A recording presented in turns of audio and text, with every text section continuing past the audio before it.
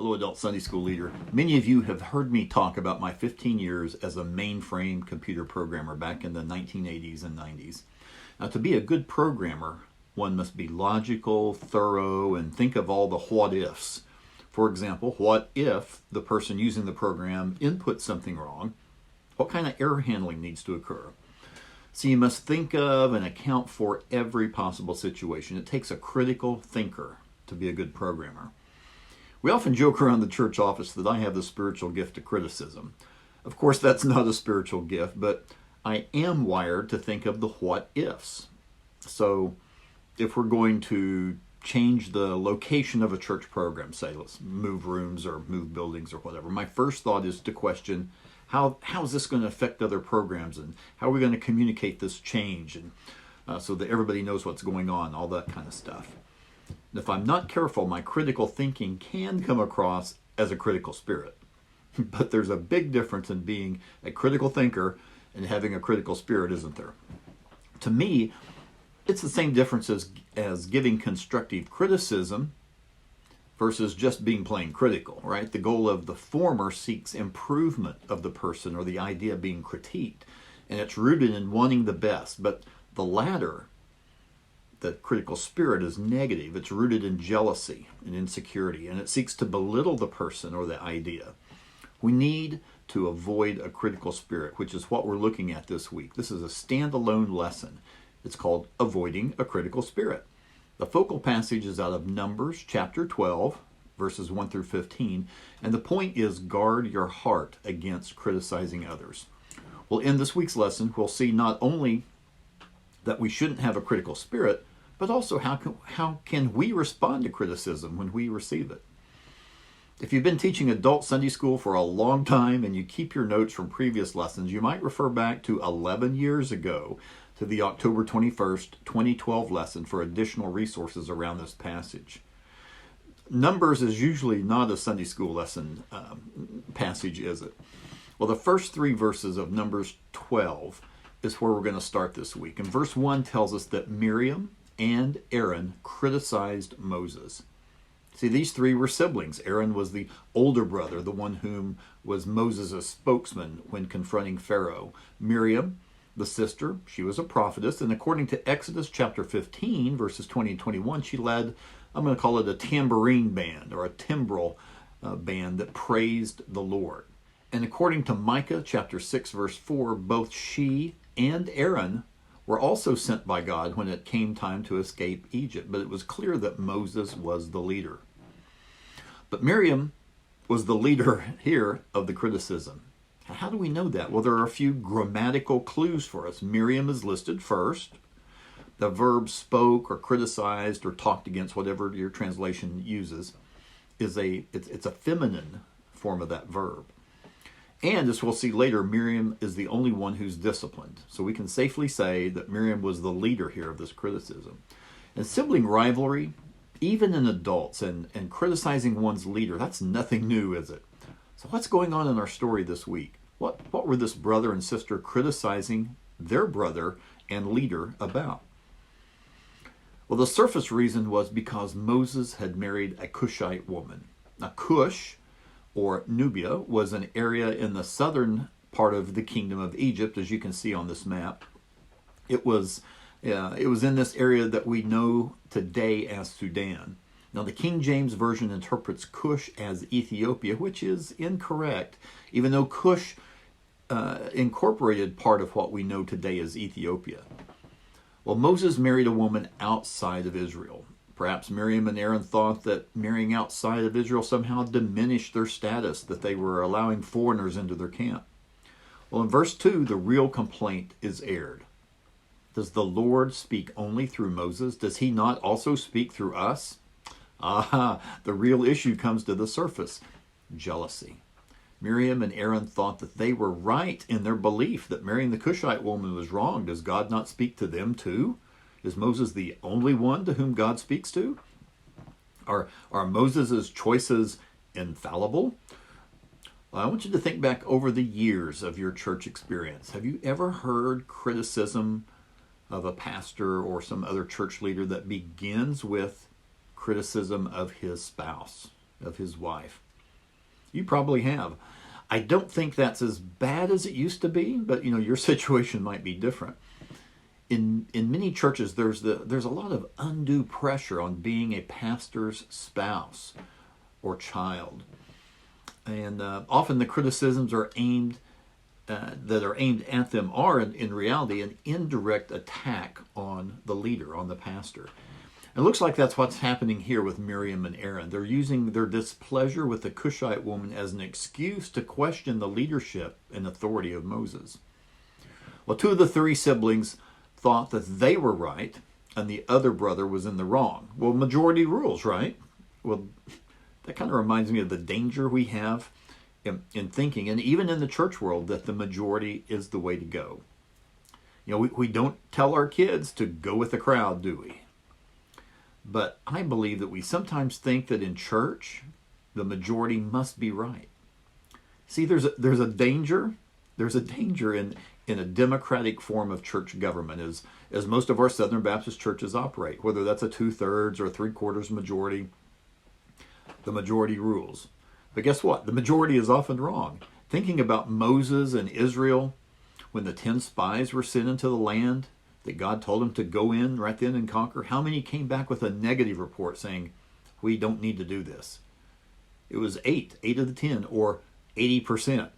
And because the majority ruled, Israel was punished for 40 years. Now, I'm definitely not one for a church dictatorship, but it is frustrating when God gives a pastor a vision for where the church ought to go, and that gets voted down by the majority because the pastor is not the only one whom God speaks to. You see, we Southern Baptist ministers are in a precarious position. I don't know if you've ever thought about this, but we are tasked with leading the very people who can call a business meeting and fire us if the majority agrees to do so. Well, I encourage you to keep all that in mind the next time you are again something in a business meeting. And while I'm on this soapbox, I've heard it said by some people that they've said that they always cast a no vote to every motion on the floor so that nothing gets passed with a 100% vote. Well, that's just wrong. That just shows a spirit of, I'll just leave it at that. Well, let's get back to the lesson. There's a small sentence at the end of verse 2. It says, and the Lord heard it. Wow, what does that tell us? It shows us, and I think we all know this, but it shows us that God hears everything. Not just the praises of his people, but the grumbling as well. Do you remember taking your driving test with a state trooper or other official seated next to you? How did you drive?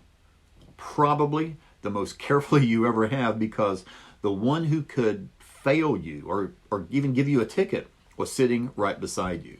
Similarly, we need to go through life not just knowing that God hears all, but acting like it as well. We shouldn't say anything in private that we wouldn't want Jesus to hear if he were physically right there seated in the room next to us. Well, what did Moses do in retaliation of this accusation? Well, he did nothing. He didn't defend himself. He didn't make excuses. He let the Lord handle it.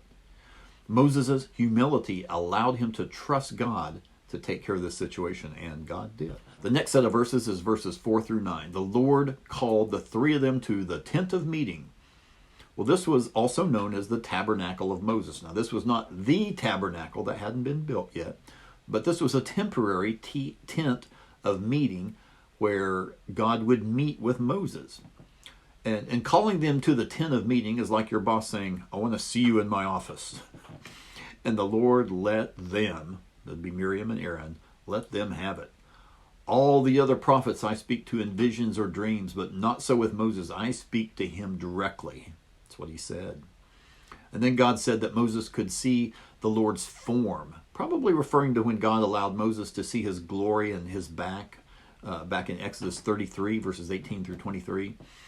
Moses was indeed unique in his relationship to the Lord. And as God's spokesman, Moses' words could really be considered the words of God himself, because he was just repeating what he heard.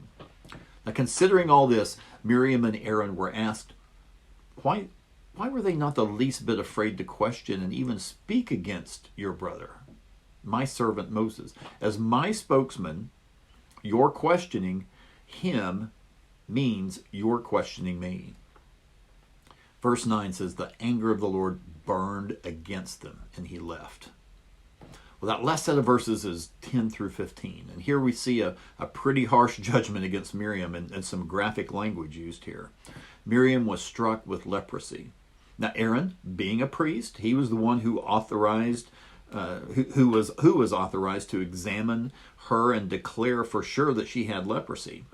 And he begged Moses not to hold their foolish sin against them. Aaron, the high priest, the intercessor for Israel, needed an intercessor in Moses. And he did. Moses cried out to God to heal Miriam. And then there's this odd phrase in verse 14, if her father had spit in her face, would she not have been in disgrace for 7 days? What's that? Well, spitting in the face was an act of contempt for the one who had done a despicable act. If this caused disgrace for the one being spat upon for 7 days, shouldn't Miriam's punishment be at least as much for questioning God and his spokesman, who that act was as despicable as being spat upon? Yes, God would heal her, but not immediately. She was to be excluded from Israel's camp for 7 days. There was this break in the fellowship. Her punishment, it was an example to others of the seriousness of what she had done. It also delayed the progress of the camp because they had to wait for her to be healed before they could move on. This is an example of how an individual sin can impede the progress of a group or of a church. And even though God doesn't seem to punish as harshly now for a sin like having a critical spirit, it doesn't mean that it's less serious. How can we avoid having a critical spirit? First of all, don't compare yourself to others. Okay, you're either going to find yourself in a lesser position that's going to make you jealous, or you're going to find yourself in a superior position, making you arrogant. Okay, and this can be true for churches as well. You can see all the programs and activities at a larger church and all the people that are there, and you can be jealous of that. Or you can view the smaller, struggling church as, well, they're obviously not being blessed by God. You've got to stay away from that comparison. Next, cultivate humility as Moses had. You know, as Paul said in Romans 12:3, and he also said in Philippians 2:3, not to be proud, not to think of yourselves more highly than you ought to be humble. Also, try seeing situations from the other person's perspective. You know, doing this can help you approach situations with understanding and compassion instead of judgment. And when you do need to be critical, because we sometimes need to be critical, we can do that without having a critical spirit. We can be critical by offering constructive criticism, being respectful, looking to help a person grow rather than to humiliate them and tear them down. Now, if this is a problem for you, of course, the most important thing to do is to pray that God would help you get rid of this critical spirit. Next week, we're going to start a new unit on mentoring. Ought to be interesting. Well, thank you so much for watching. Don't forget, what do we say every week? Pray for and with your class. Thank you guys so much.